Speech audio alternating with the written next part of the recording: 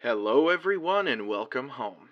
Today, we're going to be slashing our way through more of that sweet zombies lore. After the success of the Ultimus video, it's showing me that not only are people still interested in older crews, but that even for us old heads, a lot of information went unheard. So, I wanted to continue in this series with the second chapter and the second group of characters that we got. You see, during our travels amongst the Aether and beyond, you will hear of names, places, and objects that you may not understand, especially for those of you more so on the new side of the community. So, I wanted to start something to help ease the transition or just serve as a refresher. So today, we're going to be discussing and ranking some more zombies characters.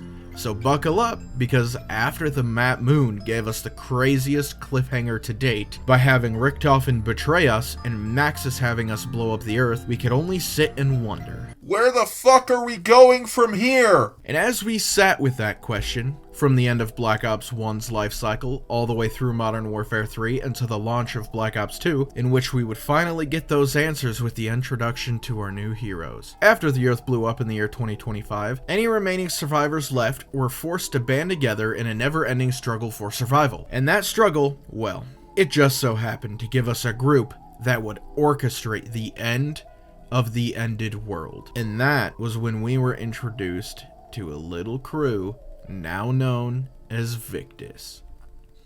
I have finished the calculation. Launch protocol initiated. Launch in 5, 4, 3, 2, 1. 30 seconds to impact.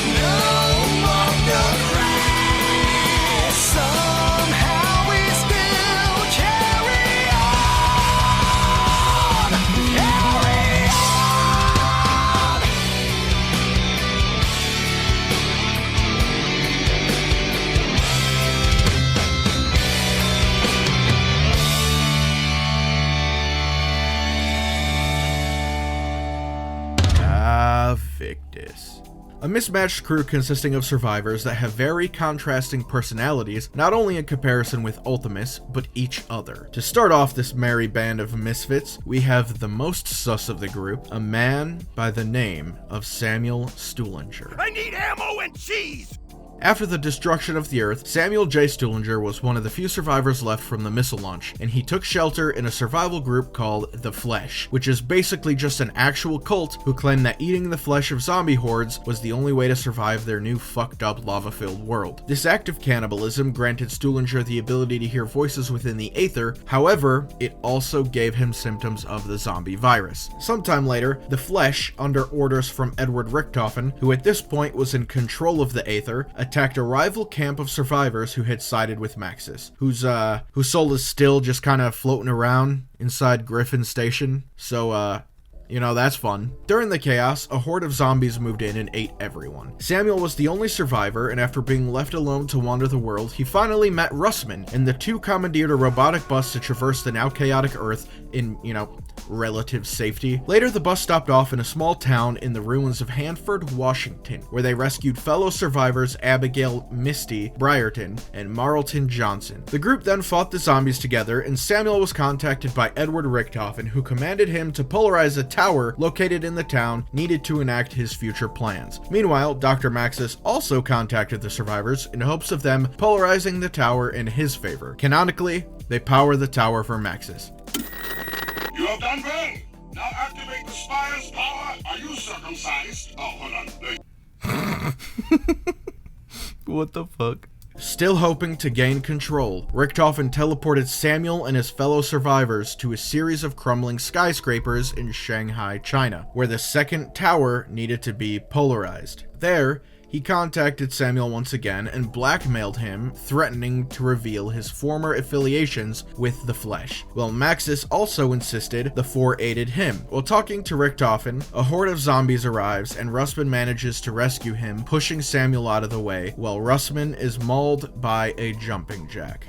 Afterwards, Misty and Marlton arrive on an elevator, saving Samuel a second time, to which they arrive on another floor and are swarmed and killed by zombies. Richthofen, obviously needing them to power the tower in his favor, resurrects them. The group then returns, having no memory of being killed in the first place. After powering the tower in Maxis' favor, Russman led the group through the ruins of Europe and Africa, hoping to find answers at the rift in the Namibe province of Angola, and there, Richthofen contacted him once more to polarize the third and final tower in his favor. Although Samuel felt reluctant in aiding him, canonically Samuel and the others decide to aid Maxis in completing his goal of reaching Agartha. They survive the ensuing carnage and are contacted by Primus Richthofen, who opens a rift for them, and they agree to help him to retrieve the Chronorium. At some point during Primus's fucked up mission to break the cycle in Alcatraz, Victis is let out of the cryopods they're stored in and informed by another Richthofen about Dr. Monty. As Samuel is trying to understand the orders, zombies break into the lab. Suddenly, a portal opens behind them and they enter. They arrive at Siberia,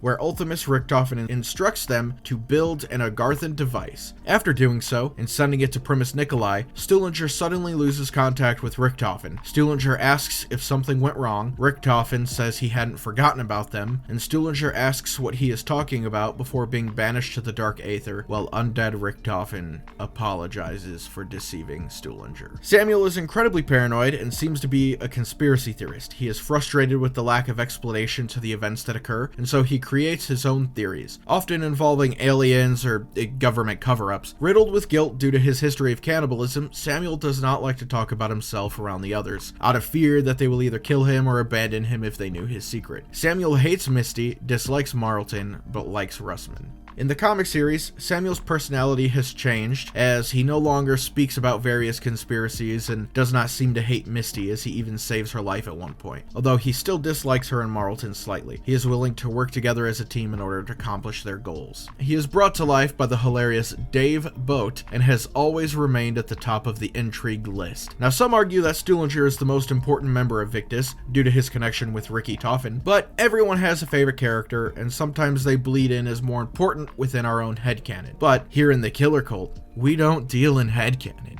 we deal in cold, hard, factual sources. And my sources are... I made it the fuck up. So up next, we have a character that initially comes off as unimportant, but actually has almost as much to do with the lore as Richtofen himself. I'm talking, of course, about the one and only Russman. No bullets and I ain't shit in a week? Ugh, getting old sucks. Russman was formerly a Broken Arrow agent before an outbreak of zombies at the Shanghai facility, aka Die Rise, which was either mistakenly or intentionally caused by members of Broken Arrow or possibly even Russman himself, which I think makes both his character and the story a little more interesting. I mean, you know, just the fact that he has direct tie-ins to possibly starting the zombie outbreak before the missiles even hit Earth. Pretty cool, right? During his tenure at Broken Arrow, he and George Barkley traveled to Camp Edward and transferred a sample of the entity trapped within the APD to a site in Hanford, Washington, which is kind of funny that he winds up fighting it during transit. The outbreak at the Shanghai facility was connected to the larger global zombie pandemic that followed Richtofen's grand scheme. Around the time of the incident, he became homeless and began to travel around the world. At some point, he met Samuel J. Stuhlinger and the two traveled together. Russman also commandeered a bus driven by a robotic driver named Ted to a town in Washington, where he and Stuhlinger met Marlton and Misty. It was here that the four survivors became the group we all know and love. After activating the tower in transit, the group was teleported by Richtofen to Shanghai. Russman managed to save Stuhlinger from a horde of zombies, but was then killed and ripped in half by a jumping jack. The other three were killed soon after, and then Richtofen revived them, with none of them having any memory of the incident whatsoever. After polarizing the second tower in Maxis' favor, they set up camp in the desert, planning what to do next. The day after, the survivors proceed to the Rift and ended up in an underground western town. Here, they power the last tower for Maxis, and he enacts his endgame. However, in the Call of Duty Zombies comics, they are returned to the surface by way of teleportation, beginning a new journey to assist Primus Richtofen in acquiring the Chronorium. This would lead them to be cryogenically frozen in Richtofen's lab underneath Alcatraz, as Primus Richtofen intended to collect their blood for his insurance policy. Russman seems to despise Marlton greatly, which is mutual content. He pities Samuel and offers support via validation. Russman doesn't seem to have much respect for Misty, even though they knew each other before the outbreak started. He is brought to life by the talented Keith Zarabaika, which is also funny because for those of you out there that have seen the show Supernatural, he is a major player in it. And just for Matthew, because I know you're watching this video, it just goes to show you that things I like always find their way to each other. And for the rest of you, yeah, I like Supernatural. So what? Fuck you. But anyway, I just think it's super cool that he plays Russman, because Russman is just one of those characters that's really funny and continues to be a source of controversy amongst the in-universe lore. The fact that Russman is a member of Broken Arrow suffering from amnesia is very interesting to me, because it adds potential layers to Russman actually knowing about the existence of all of the events in World at War Zombies and potentially Black Ops 1, and also of the characters involved. I wonder how things would have gone if Richtofen was in his head instead of Samuel's. We have no time for such petty rivalries, my friend. I fear that Maxis may manipulate your companions into following his orders. He can be a very convincing liar. I know this firsthand. For now, you must focus on only gaining control of the tower above ground. It is more important than you can possibly imagine. Oh, I'm gonna die looking at gum on the bottom of a bus seat. Oh Lord, I'm being fried alive! I guess we'll never know. But what we do know is that in every group, you have the one know-it-all who just irks you into oblivion. And for the Victis crew, that one is Marlton. Quickly! Beat off the zombies! Beat them off! Oh, what? Why are you laughing at me?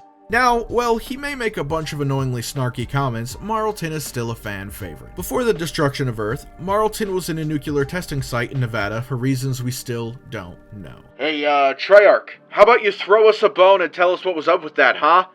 No? Fuck you. While hiding out in the bunker after a recent nuclear explosion, a group of CIA and CDC operatives enter the area due to a distress signal, and are met with soldiers and nuclear scientists that have been reanimated by Element 115 from a nearby Nevada base. During the ensuing fight, 3 missiles launched from the moon impact Earth, one of them hitting the testing site. Marlton then escapes the area as the only survivor. How does he escape? Well, I'm glad you asked, because we never find out. At some point after the destruction of Earth, Marlton met Misty, and the two began to fight the zombies in a town in Hanford, Washington, until they were picked up by Russman and Samuel J. Stuhlinger in a bus. The 4 survivors were contacted by Dr. Maxis and were instructed to activate the pylon as part of their plan to deal with Richtofen's forces of the undead. After they complete Maxis' endgame, Marlton as well as the others survive and return in the Call of Duty Zombies comics on a new mission to acquire the Chronorium. This would lead them on some crazy adventures and flush out the characters even more. Marlton favors using a larger advanced vocabulary and thinks of himself as mentally superior to the others. Marlton is very knowledgeable about weapons, often reading off facts and critiques on the guns he acquires from the mystery box. Marlton dislikes Samuel, hates Russman even more, and has a strong emotional attachment to Misty and often compliments her. Misty has a crush on Marlton, and he reciprocates those feelings despite claiming he feels no emotions, and explains that he has a special relationship with her. In the comics, Marlton seems to be more emotionally attached to her and her safety, such as immediately aiming his gun at Stuhlinger when the man pushes her, and calling out her name after witnessing her fall into a hole created by a zombie. He is brought to life by the amazing Scott Menville, who has also given us one of the best renditions of an animated Robin to date, and also the worst. Which is kind of funny when you think about it. On to everyone's favorite character by a fucking landslide, which is funny because she actually has the least to do with the plot. She's basically a badass bodacious bae that's here to kick dicks and collect perk sips. I'm talking, of course, about the one and only Misty. This gun sucks! Get it? Sucks. Not much is known about Misty's past, other than that she used to live on a farm. She used to work at a bar called the Boathouse and had several boyfriends, all of whom she dumped because she's a bad bitch and doesn't need a man. Her mother died of an unknown cause, and her father was killed by zombies. This gives her a great deal of motivation in fighting the undead. At some point, she met Marlton, who she began to develop a crush on, and the two fought against zombies until they were picked up by Russman and Stuhlinger. After the cage match of the century, Maxis emerges the victor and begins destroying the Earth, and at some point, Misty and the others are transported to the surface, take refuge in an unknown city. While out scavenging for supplies, the crew runs into swarms of zombies being led by the undead Richtofen, whose identity is unknown to the group. To Misty's surprise, Richtofen somehow manages to dodge her shots, and Stuhlinger, who continues to hear Primus Richtofen's voice instructing him, says it's the next step in evolution for the undead. The crew attempt to hold out, but are eventually surrounded. Stuhlinger calls out to Richtofen for help and is greeted with a portal through which the group enters and escapes. They arrive at a Broken Arrow research facility in 1996, where Russman begins to have flashbacks of his past involvement. Undead Richtofen travels through the portal with the zombie horde and chases them down. As the group attempts to restore power, Russman remembers the biological experiments that remained within the area, which then appear and surround them. Misty is nearly killed by Russman as he goes on a wild killing spree, his memory flashing in and out. One of the results of the experiments nearly kills her when Russman regains his senses and saves her. The group then retrieves the Element 115 shard and enters a new portal summoned by Primus Richtofen. Richtofen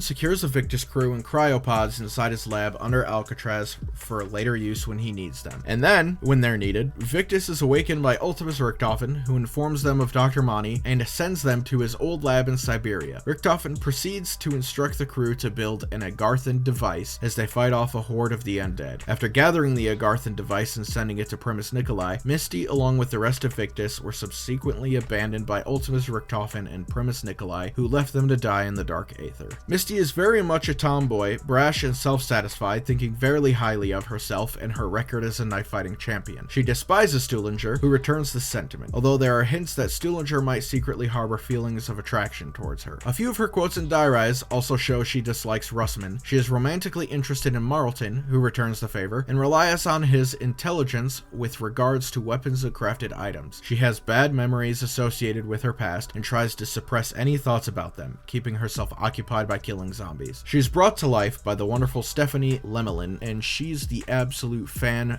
favorite. Probably considering the fact that COD's demographic was not only primarily male at the time, but it was also 2012, and horniness was everywhere in the gaming industry. You can especially tell this was the reason, as she underwent a heavy full character redesign for Tag der Toten. Makes you wonder, doesn't it? Especially with all the shit that we have had in Call of Duty since. Alright, so there we have it, the Victis crew. While greatly adored now, it wasn't always this way. I remember when Transit and even into Die Rise, everyone was kinda hating and just not vibing with them as much. In fact, it wasn't until Buried and even late Black Ops 3 that people started to really like them. I mean, hell, you guys even voted for them behind Ultimus and Primus at a whopping 6%. But amongst the crew, boy did you vote. And this time, we actually do not share a similar list. You guys voted in the order of Misty is number 1, because of course you did, for the plot, right?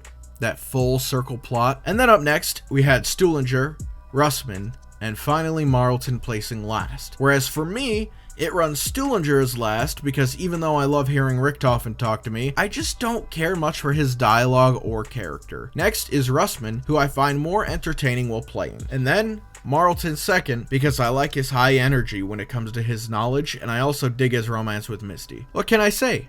I'm a romantic at heart. And then finally Misty, because not only is she funny, but she also, well, she just has these really big leadership qualities, especially developed and showcased perfectly throughout their struggles in the comics and the buried cutscene. Why? What did you think I was gonna say? Her cleavage?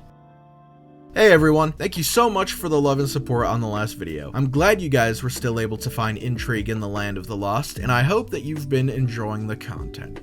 If you have been, please slash that like button, leave a sub, and ring that bell so you don't miss out on the upcoming projects. Black Ops 6 drops in less than a week, and I am going to be streaming and trying to get some new stuff out almost every day of the week following launch. So I hope you're as excited as I am. As always, I'm your friendly neighborhood Hometownkiller, and I will see you soon.